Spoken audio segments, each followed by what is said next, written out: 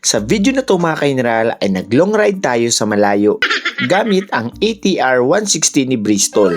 Pinili kong puntahan ang Kiamba, Sarangani Province dahil sa napakaraming coastal road kang madadaanan at napaka-relaxing ng mga view dito. Sa daan ay napakaraming beach resort kang matatanaw, gaya nitong resort ni Idol Manny Pacquiao. Ang ATR 160 ay isa sa mga adventure scooter ni Bristol na masasabi kong napakapogi dahil sa pormahan nito.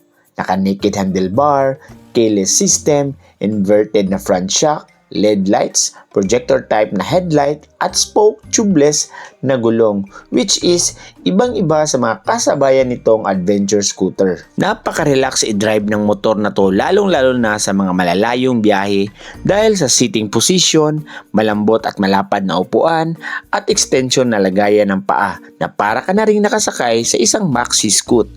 Yun nga lang, yung height natin na 5'6" ay medyo tiptoe tayo, pero nagagawa naman natin yan ng paraan. Napakaliwanag din ng TFT panel nito na nag-iiba ang kulay ng background depende sa liwanag ng paligid. At meron din itong dalawang pocket sa gilid na pwedeng lagyan ng maliliit na water bottle o di kaya naman ay cellphone dahil meron din itong charging port. Sa makina naman ito ay napakatahimik at smooth dalhin. At dahil naka 160cc na ito, na ibibigay niya yung power na hinahanap ko sa isang motor. Malakas pero matipid dahil sa kabuuang gamit ko sa motor na ito ay nakakuha ko ng average fuel consumption na 46 kilometers per liter.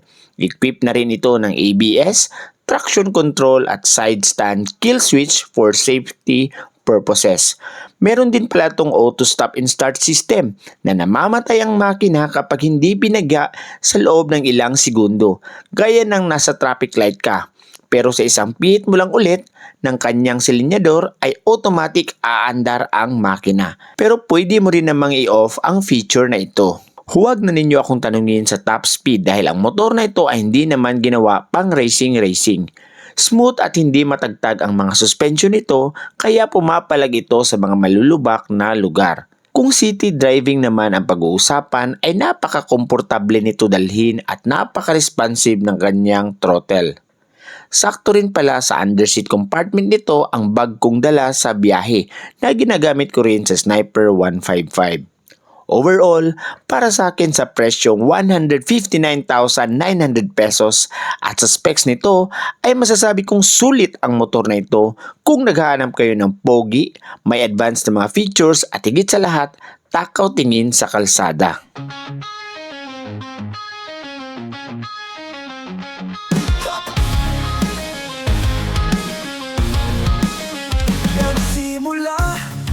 Lalakbay sa pag-usad ng hangin, ang bawat habang sabay sa alon ng panalangin. Sinusundan ang mga paa ng general na matapang patungo sa ating pangarap sa bayan ko